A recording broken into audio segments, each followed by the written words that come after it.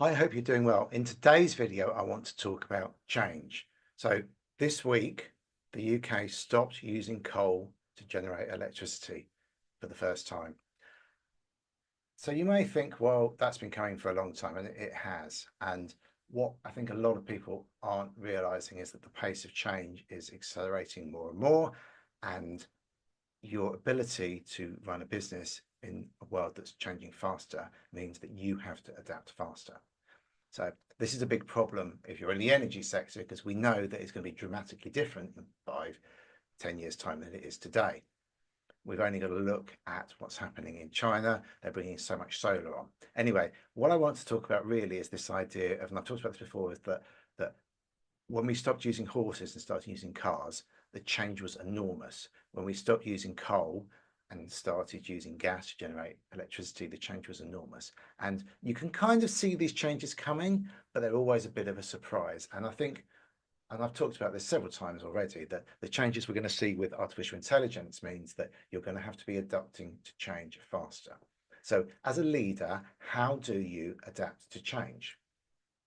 It seems like a really obvious thing to think about, but I think what happens is we get very comfortable, and especially if we've been running a business for a very long time. I've worked for businesses that have been running for hundreds of years, and it's very easy to, in a startup phase, to go, we'll just change this, we'll change this, but you have established processes, established methods. So how do you go about impactful, rapid change in the face of adversity?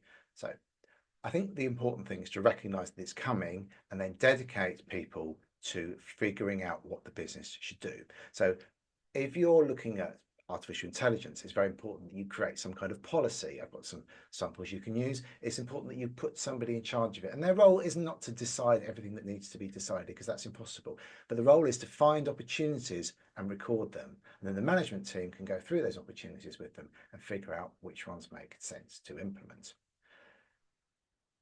If you're trying to do digital transformation, and pretty much every business is, whether they like it or not, I think what sometimes happens is that we get kind of stuck on a path.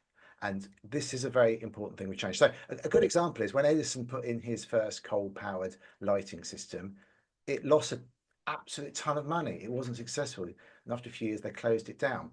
That doesn't mean that it wasn't successful eventually. So by adopting new technologies fast, what that means is you get to understand the risks. So it's very important that you kind of try and move this stuff forward quickly to create the opportunities and understanding. Let's think about Netflix and Blockbuster. So Blockbuster, massive, massive business. Netflix came along.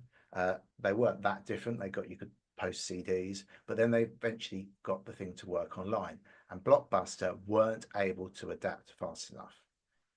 They kind of sort of knew what they needed to do, but it wasn't working. There was too much management admin. And I think that's what happens in bigger businesses. It's very hard to separate what you're doing now to what you're doing in the future. So you kind of do need a separate team essentially to try and develop that.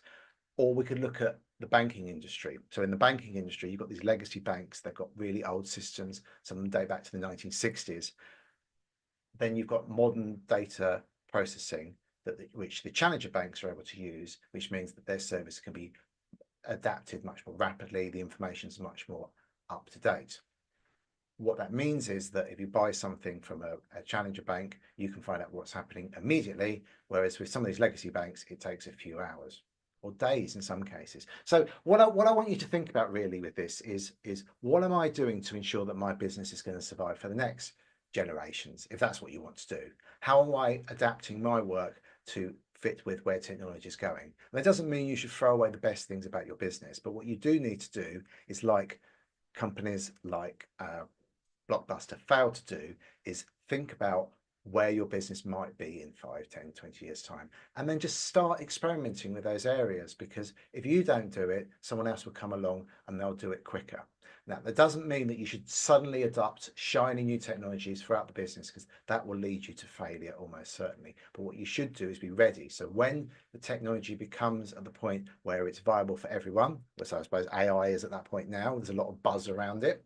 that's the point. You need to be saying, right, what do we need to do? How can we adopt this throughout the organization? If you don't do that, that's what's going to cause your business to fail. So that's it. Just kind of get you thinking, really. This is nothing like particularly amazing, but if you are trying to do one of these digital transformation projects, try and think of it on these lines, that you're going to have a separate element that's going to test this stuff, figure out where all the problems are. Once you're ready to deploy it to everybody, then you can just more or less press the button, because everybody knows what's going to happen.